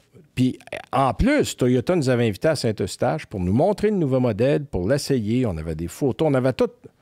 Mais il avait dit, l'embargo est telle date. Moi, je le mets, en me disant, regarde, c'est au Québec, c'est un embargo américain. Notre ami Noah Joseph, dont je vous parlais tantôt, était venu faire un tour chez ses parents dans Côte-Saint-Luc. Puis, le livre sortait. Lui, il regarde ça, il feuillette, puis il voit la Camry. La nouvelle Camry, là, pas de camouflage, parce que Toyota faisait une campagne aux États-Unis où il montrait genre un coin du véhicule par semaine pendant 1 mois. T'sais. Lui, là, la première semaine, t'as pas fini. Il publie sur Autoblog, que personne ne regarde Autoblog. Il publie la photo, puis évidemment, avec la page du livre, la publication, mon vieux, écoute, il m'a pas nommé, puis c'est tout là, dans l'article. Écoute, le Japon a appelé chez nous le lendemain. Ça va vite de l'Internet. Puis là, Toyota, t'as pété un embargo. Oui, mais c'est un embargo américain. Tu sais, si Noah t'as pas venu chez eux, personne n'aurait entendu parler. Là, puis j'aurais passé sous le radar. Mais t'apprends de tes erreurs comme ça. Puis, bon, mes relations sont aujourd'hui très bonnes avec Toyota. Mais oui, je me suis fait taper ses doigts. Je me suis fait taper ses doigts pour un texte sur la Saturn Lyon aussi. Mon titre était « La poubelle Rubbermaid ». Un texte de mon ami Antoine. Il en a parlé d'ailleurs. Oui. Il a fallu que j'aille me mettre la tête sur le bio chez GM et chez un concessionnaire dans le bout de Québec qui avait menacé de faire des poursuites pour le livre. Puis le plus drôle, là, il n'était pas si pire, le texte. C'est le titre qui était assassin, mais le texte en soi était... Puis il avait raison, là, d'un bord à l'autre sur le texte. Moi, je l'avais laissé passer parce qu'il avait absolument raison. Mais des fois, tu froisses des égos. Les compagnies veulent vendre des chars, mais nous autres, on parle aux consommateurs, on parle pas aux compagnies. Tu as parlé on parlait de lancement vraiment funky, là, entre autres Mercedes. Ça. Le pire que tu as vu? Tu te dis, ça, c'est un raté à l'autre. Là. Je suis obligé d'aller avec GM, puis c'était pas tellement que le lancement était pire. C'était mal organisé, c'était à Détroit. Puis je me rappelle, c'était à la première Volt. Et ils nous prêtent un véhicule, puis là, ben, ils nous parlent que... Puis dans ce temps-là, tu sais, des autonomies électriques, là, ça commençait, là, il n'y en avait pas le diable. Puis on part de chez GM, en fait, de l'usine, qui était en banlieue de Détroit. Puis je fais comme 15-20 km pour me rendre compte qu'il n'y a pas une goutte de gaz dans le char. Écoute, je suis en bas du E, ça allume. Mais là, tu es dans Détroit. Tu connais pas trop la ville. Écoute, je ne sais même pas où je t'ai arrêté. Là. J'ai trouvé du gaz dans un quartier où j'ai dit, écoute, Mazan pour 10$, moi partir en courant de l'autre bord. 10$, va te donner 20 pour être sûr que tu voles pas mon char. Tu sais, tu te ramasses. Ça, c'était mal organisé parce qu'on avait laissé les journalistes à eux-mêmes dans un endroit qu'ils ne connaissent pas. On n'avait pas vérifié les voitures. J'en ai eu un autre avec Lincoln. Ça, c'était pas mal organisé. C'est moi qui s'est perdu dans East LA. Je suis sorti avec la police de East LA, d'ailleurs, parce que quand tu te promènes dans un Lincoln Continental blanc dans East LA, puis tu vois des trous de balles d'un char dans la rue, puis des maisons avec des madriers. Tu dis, oh, que je suis pas bien à la bonne place. Puis à un c'est les policiers qui m'ont dit, Are you lost, sir? Je vais avoir l'air perdu, petit Jésus. Fait qu'ils m'ont escorté parce que là, à l'époque, t'as pas de GPS dans les chars, t'as une carte. Mais là, t'es dans... C'est parce que le centre-ville de LA fait comme 40 km de long. Tu ouvrir ta carte bien relax. Là, les gars, ils ont dit... La police, textuellement, m'a dit, You will follow us, and if the light turns red, don't stop. Wow. Puis ils m'ont sorti de East LA. Et j'ai fini par me retrouver. Mais ça, c'est pas un voyage que j'ai particulièrement apprécié. Hey, parlons de ce que tu as vécu avec José Godet. Oui! Les légendes de la route. C'est toute une belle aventure, ça. On a eu du fun, José. Puis moi, ce que j'ai toujours aimé, José, on est 2 gars de radio. On est 2 gars qui travaillent de la même façon. Puis José était à l'aise parce que, tu le connais, tu as travaillé longtemps avec José. Oui. José part à gauche, à droite, sur le travers. Puis il savait que peu importe la direction qu'il prenait, j'allais le ramener. Écoute, on a fait des émissions extraordinaires. Ouais. On a eu notre trip en Italie, on a trippé fort. Écoute, on a eu à peu près 2 heures pour faire un show chez Pagani, un show complet, là. Oui, ça, il nous en a parlé quand même faire, mais je veux que tu nous parles de Pagani et aussi de Ferrari, particulièrement le département classiqué. Le classiqué, avec M. Barpe, qui était le patron. Écoute, t'arrives là, puis le matin qu'on arrive, il y a une 250 Le Mans flambant neuve à côté de nous autres. Moi, les genoux me tombent, là, parce que c'est un char de musée. Tu vois jamais ça. Puis le monsieur dit, je m'excuse, on vient de finir la voiture, le client, et le monsieur Barbe qu'on interviewait embarque, puis il part avec ça. Parce qu'il faut qu'il le teste. Oui, pour que le client soit satisfait. J'ai pleuré un petit peu le temps qu'il est parti, il est revenu, puis il nous a fait visiter ça. Mais ce que j'ai constaté, c'est la minutie de Ferrari. Tous les modèles qu'ils ont fabriqués, il y a un livre. Chaque page décrit le processus, puis il y a des annotations pour dire, hop, telle vis ou telle opération, on a réalisé qu'avec le temps, il faut le faire de cette façon-là. C'est pour ça que quand tu amènes un vieux modèle, écoute, ils ont exactement la recette pour le ramener à neuf, ils ont tous les morceaux, ils ont tout ce qu'il faut. C'est merveilleux. Ça prend des poches très profondes, il faut le souligner. Mais écoute, quand tu amènes un épave puis que ça coûte un 400-500 000 puis qu'elle vaut 10 millions, regarde, on est gagnant sur toute la ligne. Là. Et selon ce que tu dis, donc, comme avec le temps, ils ont amélioré la recette, tu dis, OK, on s'est aperçu qu'avec le temps, ça fait ça. Si tu refais faire ta Ferrari chez Classiqué, elle va être meilleure que la version originale. C'est la 2.0, autrement dit. Ce qu'ils vont aussi faire, c'est que, sans que ça paraisse, il y a des matériaux de meilleure qualité aujourd'hui. Ne serait-ce que des vis. Ça a l'air niaiseux, mais tu as des vis en titane aujourd'hui qui font... D'abord, qui enlèvent du poids, d'une part. On l'a vu chez Pagani. Mais c'est un meilleur matériau. Et dans ta refabrication, ça ne paraîtra pas. Là. Donc, tu es capable d'avoir une meilleure qualité à la base pour fabriquer le même véhicule. Mm-hmm. Alors ça, oui, puis ça a été une visite magique. Là. On avait été là, on avait été chez Lamborghini, on était chez Pagani. On est passé de 10 000 à 7 000 à 50 chars par année. Pagani, c'est un atelier d'orfèvre. Là. Je veux dire, ça n'existe pas une chaîne de montage, il n'y en a pas là. Tu as 2 autos qui sont là avec 2 gars, ils rentrent à 8 heures, à 4 heures, ils disent OK, on est rendu là, OK, demain on reprend là. That's it, là, c'est du travail. T'sais. Tu sais pourquoi tu payes 3,5 millions pour le char, là, parce que crime, c'est fait à la main d'un travers à l'autre. Là.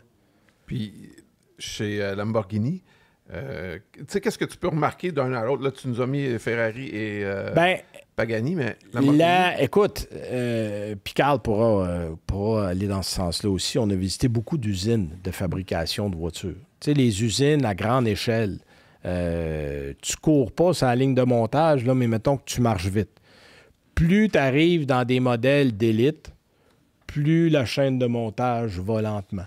Okay. Et plus la chaîne de montage va lentement, bien évidemment, tu fais moins de modèles. Fait que les choses qu'on remarque d'une compagnie à l'autre, c'est que, bon, là où ça va prendre 3 minutes de faire une opération en un, tu vas avoir 5 minutes à l'autre. Là. Je donne des chiffres comme ça, là, mais ça donne une idée. Et aujourd'hui, des compagnies qui étaient, jusqu'à il n'y a pas si longtemps, du bricolage du dimanche, parce que Ferrari, là, on s'entend, pendant longtemps, là, c'était pas de la très grande qualité. Il ne fallait pas que tu fasses 25-30 000 km par année, là, parce que c'est un désastre. Ouais. Aujourd'hui, c'est des voitures qui sont immensément mieux construites. Depuis qu'Audi a acheté Lamborghini, les Lamborghini sont des modèles bien construits, solides, Bon, évidemment, ça reste de la très haute technologie, mais ça, tu le vois, la précision avec laquelle les chaînes de montage travaillent aujourd'hui, ça n'a rien à voir avec ce qu'il y avait il y a même 30-40 ans. Là. Si on revient aux légendes de la route, ça a été quoi ta plus belle expérience? Deux questions, en fait. La plus belle expérience, parce que pour les gens qui connaissent peut-être moins le concept, tu avais la vieille version, la version d'antan, puis la nouvelle version plus contemporaine d'un même modèle. Exact. Ou du moins de ce qui se rapproche le plus quand on pouvait J'ai pas regardé l'émission avec José, mais j'espère qu'il vous a parlé de Porsche. On a eu 2 Porsche à un moment donné. On a eu la Carrera GT puis la 918. C'est pas une mauvaise journée sur une piste. Ça, je vous en passe un papier. Le plaisir qu'on a eu se décrit assez mal.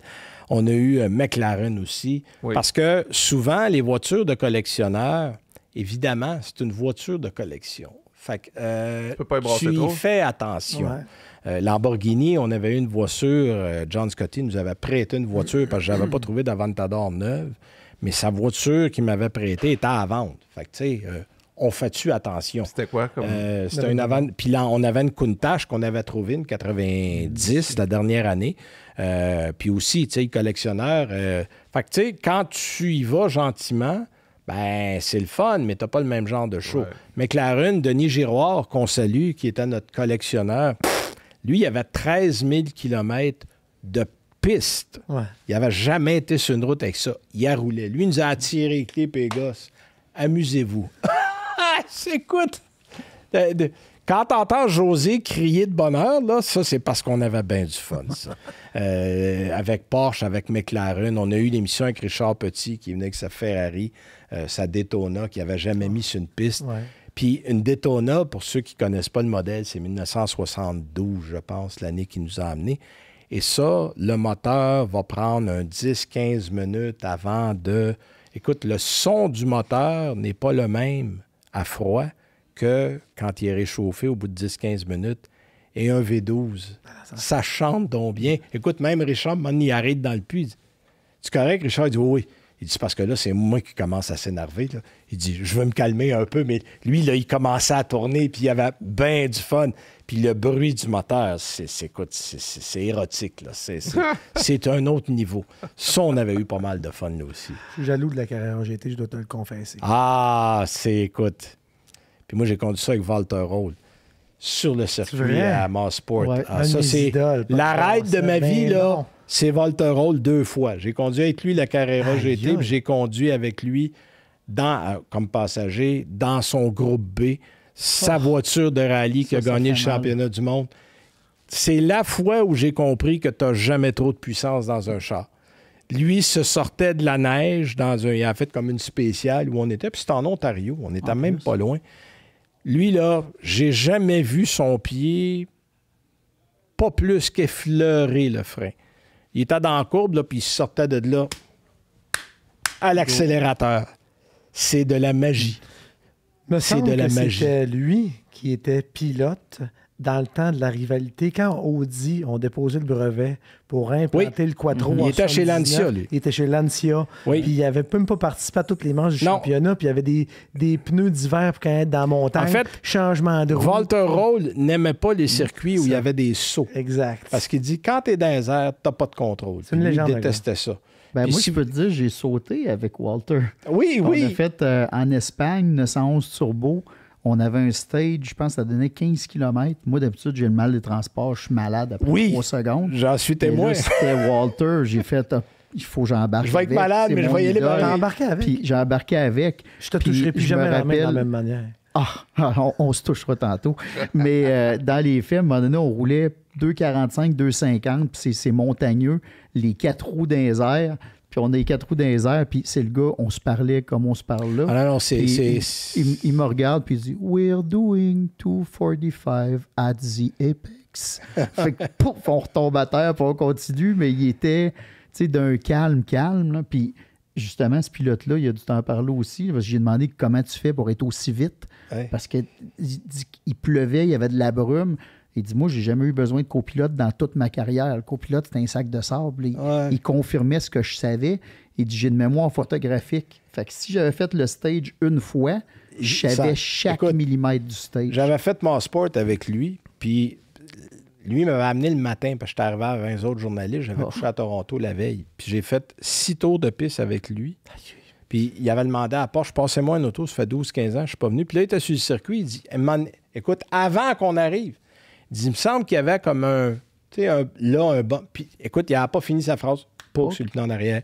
Là, il dit, la courbe là-bas, y a-tu encore? Écoute, on a fait combien de fois ce circuit-là? Quand tu l'as fait plus que moi, mais on l'a fait souvent.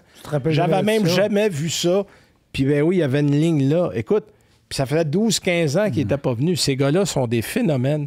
Puis là, on a fait 3 tours avec toute l'électronique embarquée. Puis 3 tours, il a tout débarqué.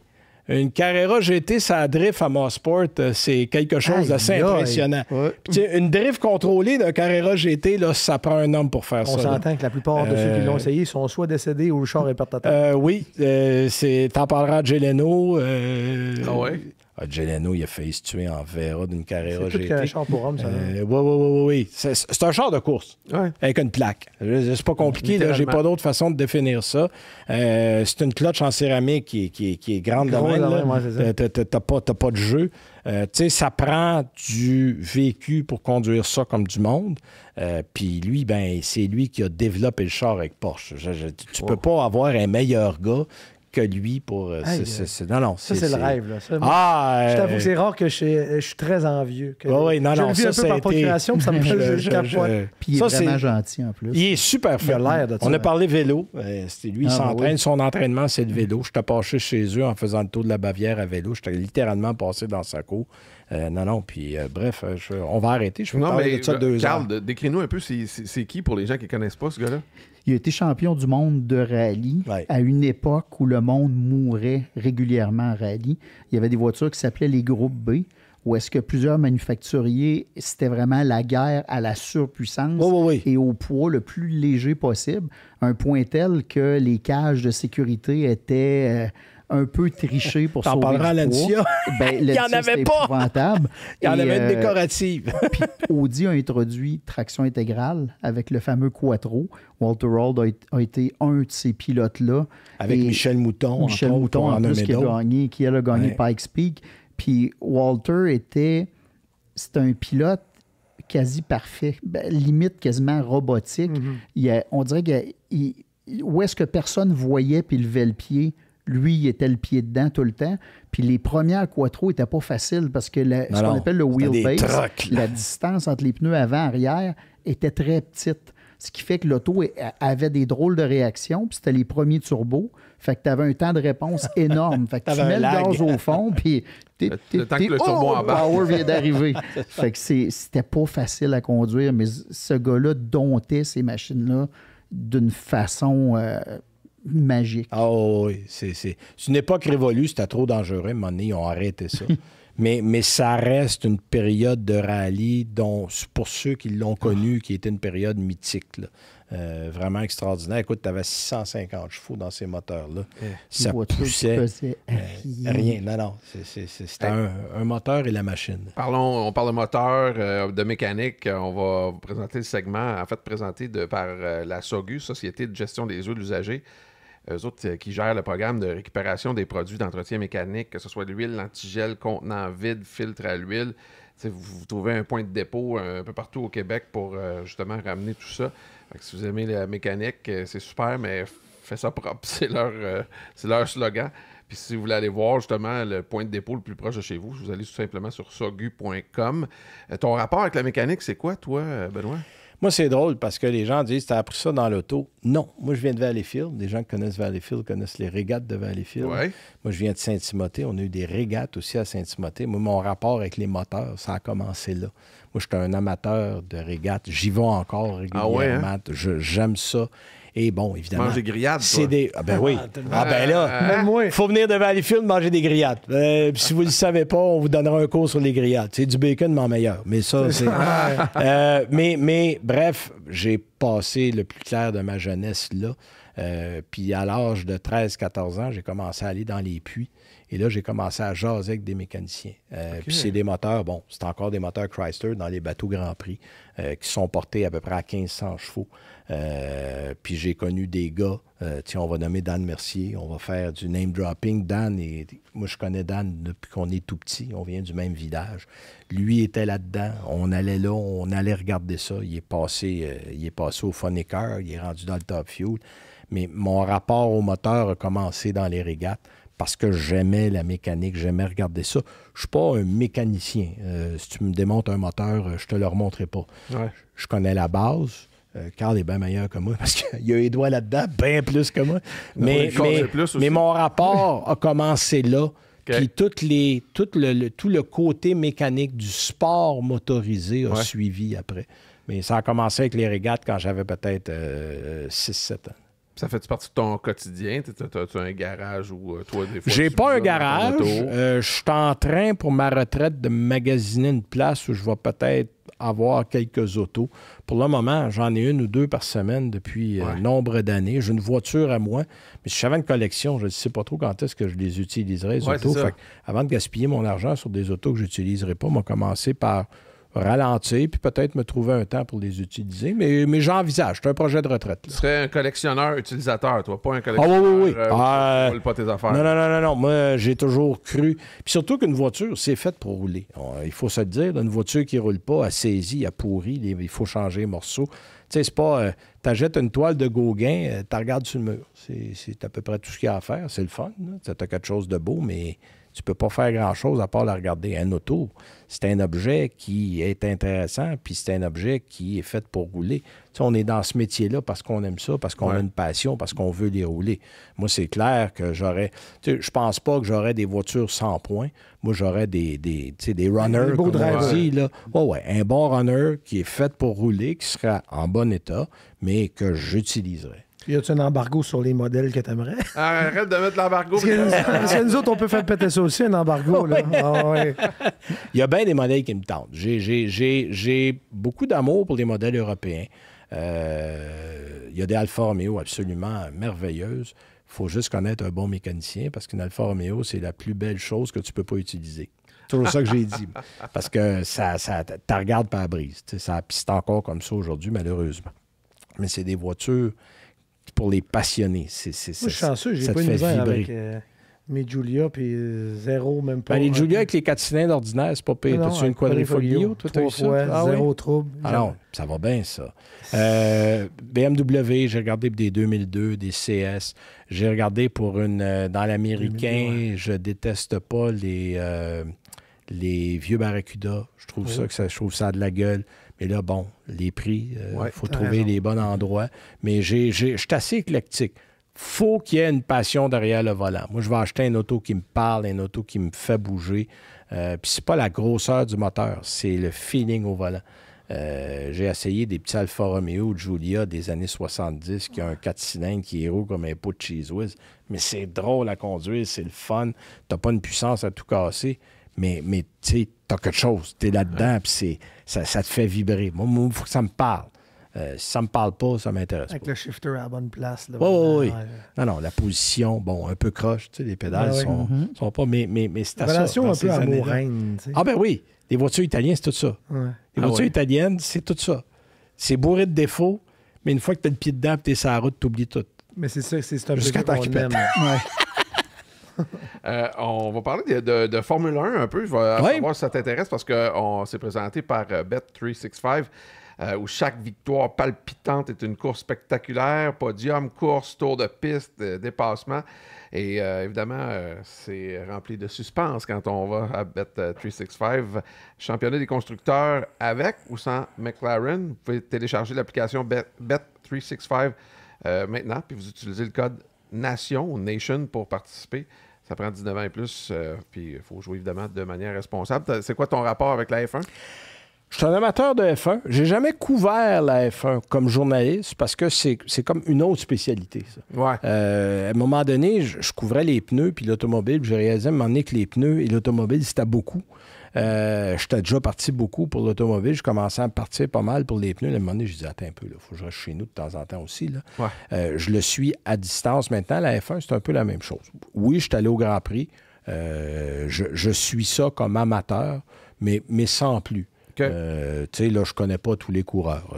Bon, je sais que McLaren, ça va bien. Je sais que Verstappen est passé chez Mercedes cette semaine. Bon, je suis ça comme je suis les nouvelles, mais je ne suis pas assidûment assis devant tous les Grands Prix. Je trouve que ça a perdu aussi un petit peu de son lustre dans les dernières années. Tu sais, moi, je serais de l'école où tu dis, voici une voiture, tout le monde a la même. Oui, je suis d'accord avec toi. Et là, on va voir qui est le bon pilote. Peinture-la comme tu veux, mais ça reste le même modèle. Tu sais, appelle-la Mercedes. Oui. Ouais. Tu sais, des modèles à l'identique pour tout le monde. Parce que là, malheureusement, tu as des talents de pilotes qui se perdent dans des écuries de fond de cours où, si jamais tu termines 6e, ça tient du miracle. Tu sais, tu as toujours 3-4 équipes par année où tu sais que ça va se jouer là.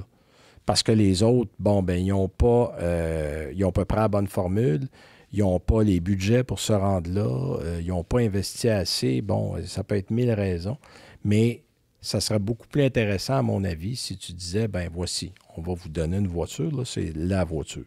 Ouais. Et amusez-vous, là, tu vas voir qui est le bon et le moins bon pilote. Je pense même que les pilotes capoteraient. Parce que là, c'est le vrai challenge. Oui, mais il en existe des séries comme ça. Là. J'invente pas ça. Il y a pas de l'envergure de la F1. Non, pas de l'envergure de la F1, mais tu as des séries où, tu sais, les pilotes qui arrivent en F1, c'est parce qu'ils se sont démarqués dans des séries autres où tu avais rigoureusement les mêmes voitures. Tu sais, qu'on parle d'une Formule Ford, qu'on parle, bon, on est dans la simplicité, mais c'est toutes des voitures qui partent de la même base. Et là, tu es capable de dire, OK, lui a du talent. Lui, il faut encore qu'il travaille ça.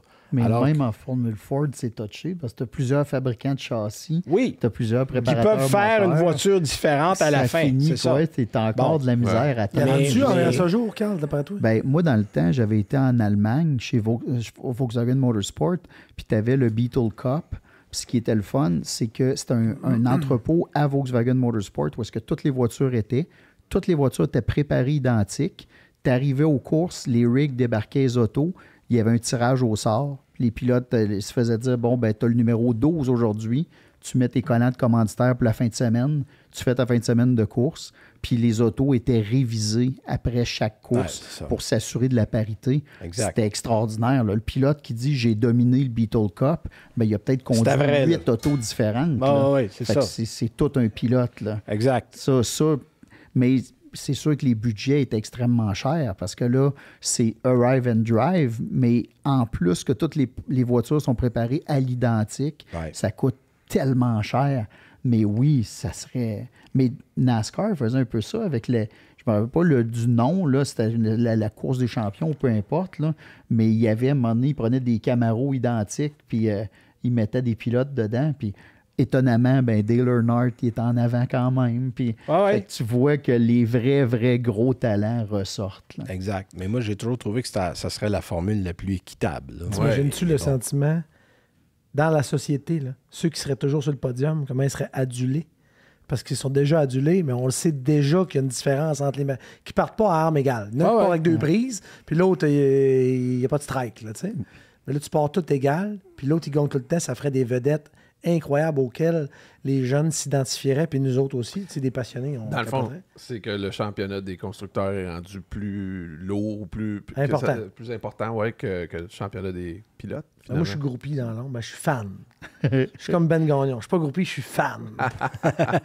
Mais vous pensez quoi, justement, des dernières nouvelles concernant Max Verstappen? Ben, écoute, ça peut pas... honnêtement... Ben, c'est pas signé. C'est pas signé. Peut-être quand on va diffuser le podcast, il va être avancé. C'est que là, ça parle beaucoup de Mercedes, mais pendant un temps, ça parlait beaucoup d'Aston Martin aussi. Parce qu'Aston va avoir le moteur Honda.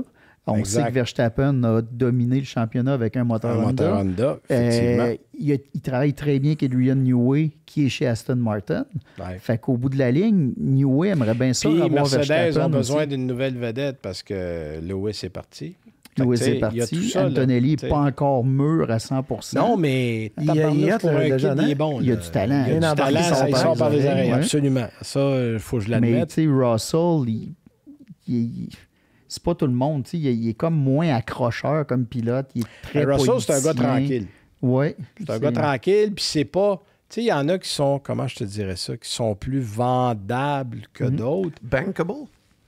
En anglais, on dit bankable, mais Russell... Non, c'est ça. Russell, c'est un gars à son affaire, tranquille, puis qui court pas après le spotlight. Puis, bon pilote, mais pas exceptionnel. Non. Il n'y a pas le potentiel d'un Piastri, d'un Verstappen, d'un Hamilton, d'un Schumacher. Exact. Oui, il risque de sauter Russell. C'est une belle expérience de faire quand même 3 écuries majeures dans un délai de temps assez court. Ouais. Parce que tu passes d'une à l'autre, même si le véhicule a l'air pareil en proportion, c'est un autre char. Oui, complètement. Donc, ça te donne un avantage concurrentiel, je dirais, moi. Ça va brosser en F1. C'est la fin de saison suivie de l'intersaison. Il y a beaucoup de cartes. La préparation pour la prochaine saison, les nouveaux règlements en 2026, ça va... Il y a des écuries qui ont probablement abandonné une partie de la saison en se disant on va laisser assez ce qu'il y a là, puis nous autres, on se prépare pour l'année prochaine. Parce que si tu fais pas ça, tu perds une année complète. Là. Ils ne seront jamais prêts de l'année. Ça s'est fait. Mercedes, quand ils ont dominé, ils avaient été premiers à se préparer. Puis ils ont été 3-4 ans intouchables. Lewis avait ses circuits à lui. Tu as eu la même chose avec Honda à l'époque, avec Alain Prost puis Ayrton Senna, où ils ont gagné 15 courses sur 16 une année. Il y a eu des dominations comme ça. Mais là, avec la nouvelle... Puis là, Porsche qui arrive, Audi qui arrive, nouveau joueur, Cadillac. Là, tu te dis, attends un peu, là, ça va avoir l'air de quoi, ça? Bien hâte de voir ça. L'année prochaine... Il y a plus de voitures qu'il y en avait. Oui, il va y avoir 2 autos de plus. Il va y avoir 2 autos de plus. Puis là, je pense qu'on va amener du monde qui ont potentiellement le financement pour être capable d'être concurrentiel. Parce qu'on s'entend, là, il y avait 2, 3... Tu prends Haas, sont corrects. Mais Haas ne sera jamais, écoute, là, c'est le parent pauvre de la Formule 1. Là. C'est eux autres qui ont probablement le moins de budget. Faut bien s'appeler Haas pour être toujours derrière. Oh non, un nouveau slogan. Oui. Était facile, mais t'as raison. Était facile, mais t'as raison. Mais c'est ça, ça va être ça à surveiller. Là. Parce que l'année prochaine, ça va être une grosse année. Là. J'ai hâte de voir. Je risque de m'y intéresser un peu plus. Revenons à toi, Ben. Là, j'y vais en vrac. On a plein de questions déjà établies. Combien tu as été propriétaire de combien d'autos? À moi? Dans ta jeune vie. Il compte ses doigts, mais il y a plusieurs doigts. Je dirais une dizaine. J'y garde assez longtemps parce que je ne déroule pas tant. Juste une dizaine? Dans toute ta vie? Oui, propriétaire là, que j'ai acheté avec mon argent. Subaru 1982, ma première. Après ça, j'ai eu... C'est ma prochaine question. Subaru GL Wagon 82 manuel. Quoi, ça? 2 roues motrices. Ah, incroyable. Le gars à qui je l'ai vendu l'a gardé, je pense, 25 ans. Un Loyal? Après, écoute, là, un Loyal? Non, c'était avant. C'était une GL 2.2. C'était vieux, c'était un 82. Après ça, j'ai acheté Mazda 626, Honda Civic. J'ai eu mon magnifique Plymouth... tu sais, t'avais Dodge puis Plymouth, non, c'était un Mirage, là, mais vendu chez... OK, j'ai peur que tu dises relié en cas. Non, pas loin de même. Tu parles comme un Dodge Colt, là. Dodge Colt, c'est ça. Dodge Colt. C'était un Plymouth Colt que j'avais. Bleu ciel de base manuel, rien dedans. 11 385 $ que j'avais payé. Mon premier char neuf. Parce que j'achetais d'occasion. J'ai eu un Jetta, j'ai eu un Ford Escort Wagon vert. Un 99, la dernière année avant le Focus. Il était tout vert. Ma prochaine question, es-tu daltonien? Non, ça va. Bleu ciel, vert. Non, je prenais ce qu'il y avait. Okay. Ben, Ford, j'avais un deal avec Christine, qu'on connaît bien. Elle m'avait fait un prix, mais je l'avais acheté chez Moran, ça arrive sud. 17 000 et des poussières. À l'époque, tu prenais ce qu'il y avait, pour vrai. Ah oui, puis après ça, ma femme avait des Audi. Moi, j'étais un bout, je n'avais pas à moi. Ma femme a eu des Audi A4. Là, j'ai mon Boxster depuis 9 ans, puis je suis bien heureux. Je prends ça l'été. Mais tu sais, j'ai des chars à l'année. Oui, je comprends. Fait que, tu sais, techniquement, à la limite, on n'a pas vraiment besoin d'avoir une auto. J'en ai toujours eu une parce que je ne voulais pas dépendre des constructeurs. Il y a des semaines, tu n'en as pas. Fait que j'en ai une que je peux rouler. Mais c'est ça, je n'ai eu... Mais t'es pas mal dans la même famille que moi. Pour ma décapo préférée que j'ai eue, c'est la Boxster. C'est ce que je veux avoir. Je l'aime encore d'amour. C'est à 9 ans, puis écoute, là, j'ai à peine perdu de l'argent dessus. C'est ça qui est le plus beau. C'est fou. Ça va super bien. La meilleure auto que tu as eue dans tes... Ma Boxster S. OK. Puis celle qui t'a été prêtée, vu que c'est ça que tu fais là. La meilleure que j'ai eue qui m'a été prêtée. Ouais. La plus fiable ou la plus le fun? Celle que tu as préférée, mettons. Hey, ça, c'est une question. Il en a passé une puis une autre. Hey, écoute, attends. Je veux pas faire de niaiserie. Qu'est-ce que j'ai? Non, mais écoute, Dans les fantastiques, là. Pas une question de vie ou de mort, là. C'est comme si tu demandes à la fille qui a le record Guinness d'avoir couché avec le plus de gars dans la même journée, de se rappeler c'était lequel le mieux. Voyons. J'espérais qu'il n'est pas là, mais les deux pieds dedans. Comment tu peux aller là? Il y a tellement d'autres comparaisons. Je te dirais que la Lamborghini Aventador, j'ai pas mal aimé ça. Dans le côté fantasy, là, ça répondait pas mal à mes critères, ou la Ferrari Roma, que j'ai vraiment pas détesté. Oh, ça, c'est... récemment, là, ça fait une couple d'années. Mais écoute, j'en ai eu. J'écoute. Ça te permet d'aller dans l'exotique en masse quand il y a quelques fois dans l'année où on a des voitures que tu dis, bon, OK, là, ça va être dur à ramener. Tu sais, là, comme cette semaine, j'ai une M2 et une Corvette. Là. Tu sais, c'est dur d'avoir une mauvaise semaine avec 2 chars de même. Là. Ça ne tenterait pas d'y mettre sur 2 semaines séparées pour en profiter? C'est parce que la Corvette, c'était là ou rien. Parce que j'aurais aimé ça profiter de la M2 un peu plus. C'est un hasard, parce que c'est rare, je réserve. Là, on est dans le temps de la fin du livre. Là. Des fois, je n'ai 2 par semaine parce qu'il faut que je donne un coup pour écrire des textes puis finir. Mais généralement, j'essaie de me contenter d'une. Ouais. Puis, écoute, des fois, on passe d'un Corolla à un Cadillac Escalade là, la semaine d'après. Fait qu'il faut prendre une journée pour effacer tout ce qu'on a. Mais quand tu écris un article, là, Ben, là, avec l'expérience que tu as, tu sais-tu déjà pas mal d'avance ce que tu vas écrire pour vrai? Bien, pas d'avance. C'est-à-dire qu'il y a... Bon, je donne un exemple. Là. J'ai repris quel modèle j'avais pas au lit depuis une couple d'années? Une Elantra. Bon, qui est un modèle. Mais tu sais, l'expérience fait que tu vas rouler une demi-heure avec, puis tu dis, OK, c'est bon. Il n'y a rien de changé, ou OK, ils ont changé telle affaire, ou tu sais, il y a des détails. Puis on est capable aussi dans notre tête, parce qu'on a essayé beaucoup, de le situer dans le marché. Ouais. Tu sais, moi, rapidement, je vais dire, OK, par rapport à ce qu'il y a sur le marché, ça vaut quoi, ça? Parce que, dans le fond, les gens, c'est ça qu'ils veulent savoir. T'as raison. Tu sais, ils achètent... Tu sais, les mauvaises voitures aujourd'hui, il n'y en a pas tant que ça. Mais tu as des mauvais achats. Tu as des voitures qui sont trop chères pour ce que c'est. Que la garantie est moins bonne par rapport à un véhicule équivalent qui offre mieux que ça. Que la valeur de revente n'est pas bonne. Tu sais, il y a des gens, je leur dis, vous pouvez l'acheter, vous ne serez pas déçus. Mais voulez-vous la garder très longtemps? Parce que si vous revendez ça dans 3-4 ans, là, vous allez vous faire lapider au passage. Ça ne vaudra plus ce que c'est supposé valoir. Puis, vendez ça avant la fin de la garantie parce que ça va commencer à vous coûter cher. Après, tu sais, c'est des détails comme ça pour lesquels il faut avertir les gens. Les gens achètent souvent d'amour, de passion. Je le trouve beau, la couleur. Puis des fois, ils ne vont pas réfléchir bien plus loin. Fait que c'est notre job de leur dire, oui, mais avez-vous pensé à ça, puis à ça? Ta plus drôle expérience de route? J'en ai une pas pire, il n'y a pas longtemps. J'y vais récent parce que c'est le premier qui me vient en tête. On était dans le Montserrat, en Espagne, que tu connais. C'est les routes de montagne. C'est magnifique. Et on a pogné un déluge. Bien, les inondations qu'il y a eu en Espagne là, au printemps, là, bon, ben j'étais là, moi, 3 jours avant.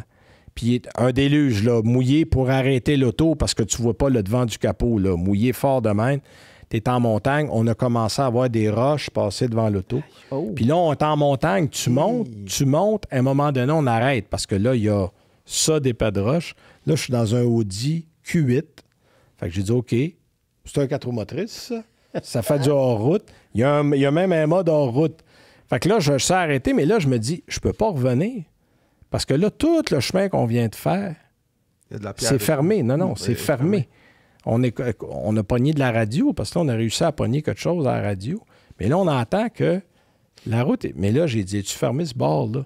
Puis là, il y a un monsieur qui est de l'autre côté du tas de roches par rapport à moi. Je sors de l'auto. Là, il a arrêté de mouiller. Là. Il ne mouille plus. Je vais voir le monsieur. Monsieur, il dit, c'est le premier obstacle que je pogne. J'ai dit, OK. Fait qu'on heureusement, on achevait la route qu'on devait faire. Écoute, j'ai passé le tas de roches sans trop. Puis, tu sais, c'était de la roche lousse, fait que ça écrasait des bouts. Là, c'était un bon test aussi. C'était un fameux de bon test, surtout sur une route publique. J'ai passé, on a traversé, on est redescendu. Ça, c'était assez bizarre.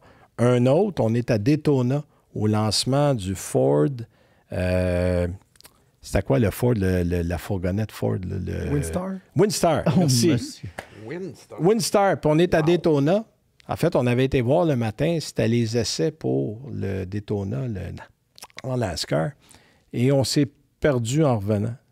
Et toutes les villes américaines d'une certaine importance ont tous des quartiers où tu ne veux pas te ramasser. Et on s'est exactement ramassé là, mais là, on est pour le vrai, là, on est perdu. J'étais avec Julie Wilkinson, qui est décédée depuis ce temps-là. Et là, on est dans l'auto, puis on dit, OK, on arrive de là, mais c'est parce qu'il n'y a rien devant nous autres. Là. C'est comme un cul-de-sac. Je dis, OK, il faut retourner par là. Mais là, tu sais, tu connais pas la place. On a taponné un bon 20 minutes avant de finir par trouver une autoroute. Je me sacrais bien où allait l'autoroute, mais j'ai dit, on va aller sur l'autoroute. On se retrouvera en chemin. Et à ce jour, j'ai aucune idée comment on s'est ramassé là. Il y a des expériences comme ça. Il y en a eu, écoute, à travers le temps. Je me suis perdu en Suède avec Richard Russell, à l'époque où il n'y avait pas de GPS, il n'y avait rien. Et à un moment donné, on voit l'hôtel SAS. On était à l'hôtel SAS. Je suis ça. On a fini par se retrouver à l'hôtel avec une bonne heure de retard.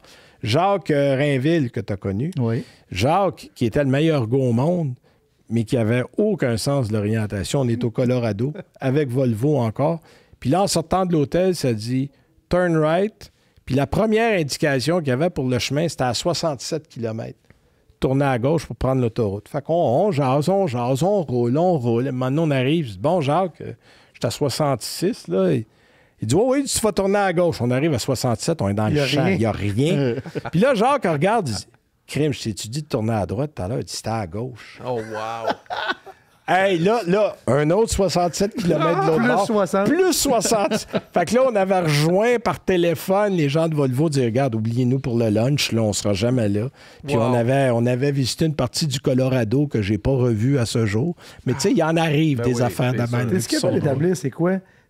Ta ou tes routes préférées à parcourir avec le temps? Peu importe où dans le monde? Il y a un parc national dont le nom m'échappe en Autriche, qui relie l'Autriche. Tu arrives à la frontière de l'Italie, tu es dans les Alpes.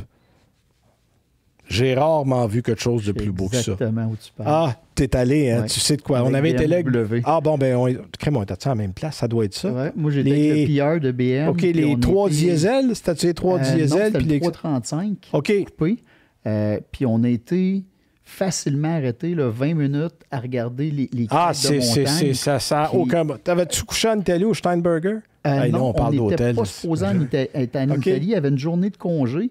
Puis tous les journalistes disaient, je vais aller au spa. Ah oui. PR de BM, Bon, mais nous autres, on avait... Puis on a fait, ben voyons donc, là, non. on s'en va dans les Alpes. Puis... Ah, c'était... Puis bon, la route, le passage de Stelvio, qui est magnifique aussi. J'ai fait des routes, écoute, là, on pourra en parler pendant le reste de la journée. J'ai traversé... Le parc pour aller au lac, c'est pas pire. Ouais, ça, c'est un des meilleurs. J'ai traversé le Dempster Highway pour aller à Inuvik à partir de Dawson City dans une Smart l'hiver, ça à glace. Ça aussi, c'est assez particulier. J'ai fait des parcs nationaux du côté de la Croatie aussi, qui sont vraiment beaux. Non, écoute, là, il faudrait prendre une liste, les années, puis que je sorte des dates. Ah ouais, là, c'est ceux qui me sortent de la tête. Là. OK, je continue. C'est une question c'est en rafale. Selon toi, le plus beau char, le plus laid est ton char de rêve? Mettons que l'argent par rapport. Le plus beau? Ouais. Hey, ça, obligé d'être le plus fiable, là. Non, le plus beau. Je pense que la Carrera GT commence pas mal à rentrer dans mes critères de beauté, dans ceux que moi j'ai essayé. Ouais. J'ai roulé comme passager dans une Pagani Huayra, avec José d'ailleurs. On était un après l'autre dans l'auto. Ça aussi, dans la catégorie, ça n'a pas de bon sens. C'est pas mal ces deux-là. Une œuvre d'art. La plus laide, c'est... Je pense que le... C'était quoi l'horreur qu'ils ont sorti, là,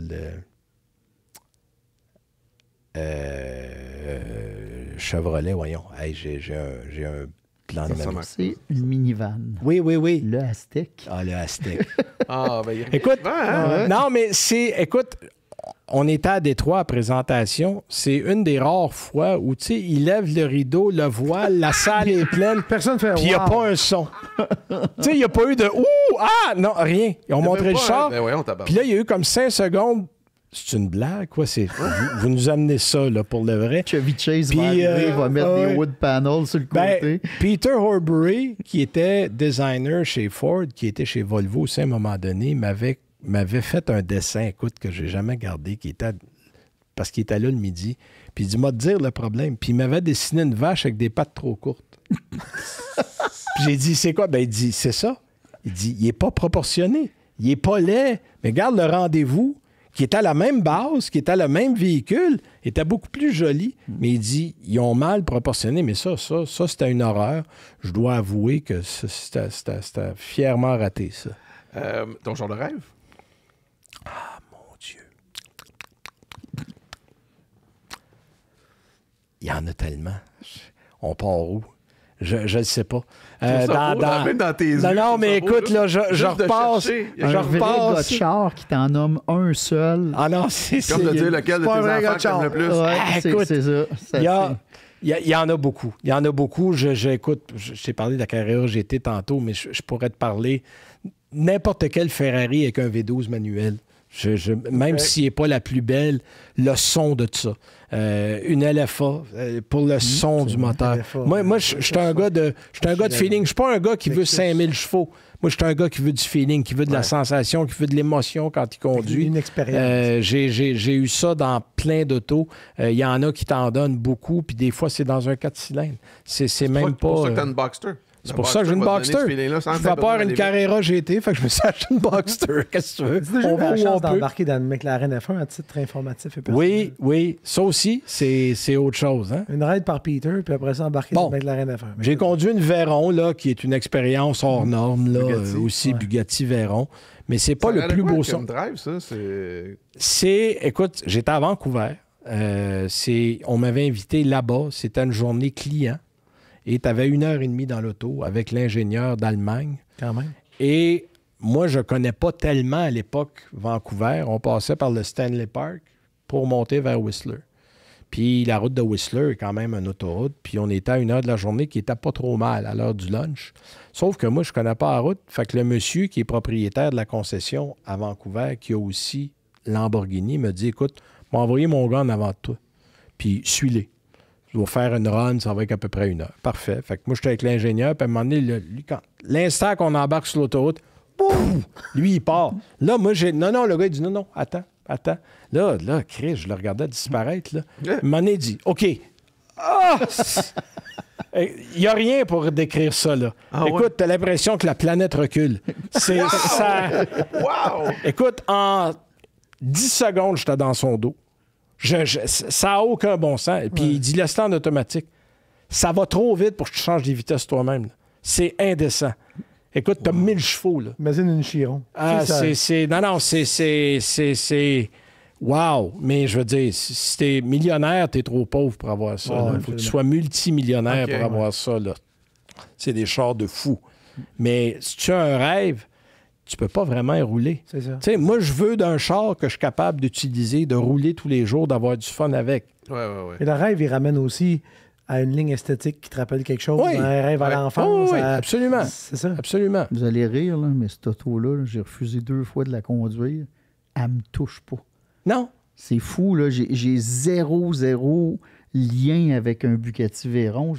Même pas pour être curieux de dire, je veux savoir c'est quoi la drive. Mais toi, t'es un gars de Koenigsegg, là. Oui, c'est ça. Carrément. Ouais, puis quand j'ai rencontré la gang de Koenigsegg, écoute, je pensais que j'allais pleurer tellement j'étais content. Mais le Veyron, ça t'allume pas. C'est un crayon intéressant, mais zéro émotion. Non. C'est fou, là. Je comprends pas. Mais c'est un tour de force technologique. C'est clair. Ouais. Quand tu penses que c'est une voiture qui va plus vite qu'une F1, qui a l'air climatisé, un stéréo, puis des sièges confortables, tu te dis, hey, écoute, ils ont travaillé, là. Ouais. Mais oui, Mais des fois, j'imagine que ça doit servir faire avancer la technologie pour ben, d'autres c'est sûr. modèles, d'autres C'est sûr. voitures, d'autres qui vont coûter moins cher éventuellement. Tu sais, mais qui vont- en fait, c'est beaucoup l'ego de Ferdinand Piech qui est derrière ça. Là, on aurait besoin d'une autre heure et demie pour vous expliquer qui était Ferdinand Piech, mais c'est c'est le petit-fils de Ferdinand Porsche. Et c'était tout un bonhomme. Mais lui, partout où il passait, voulait montrer qu'il était capable de dominer dans tous les segments où il était. OK. Puis il n'était pas dans les exotiques. Pas grave, on va acheter Bugatti, puis on va vous en faire une exotique. OK. C'est dur d'être plus exotique que ça, là. Ouais. Il y a plus intéressant, il y a plus rapide, mais plus exotique, pas sûr. Les anciennes Bugatti me touchaient. Oui. B110. Ouais, exact. Pareil. Ouais, Parle-moi d'un B110. Moi, j'aurais un j'ai le B110. cœur qui bat, là. Oui. Quelles années, ça, un B110? 92, ouais. 13 dans ces ouais, années-là. ouais. Oui, parce que Bugatti a été racheté en 98 par Volkswagen. C'est avant cette époque-là. OK. Hey, Ben, c'est déjà tout pour nous. Ben, écoute donc. Ça a passé vite, hein? J'ai-tu bien fait ça? C'est- Tu sais, quand tu parles d'un invité qui reste du jus, là, avec ouais. Ben, là, on aurait pu, là, comme. Pour nous faire- autres, c'est l'introduction, Ouais, c'est ça le problème. ouais. Tantôt, il dit je parle pas autant que Barrette, ordonne, même pas sûr. Finalement. La grande question, vas-tu accepter une prochaine invitation, notre prochaine saison? Bien sûr, on va faire d'autres choses. On parlera d'autres choses. J'ai de la sauce en masse. Il n'y en a pas de problème. Merci, Benoît. Ben, merci Richard, merci Pat, merci Carl. Vous êtes bien fin. Trace de break vous est présenté par Nokian Tires.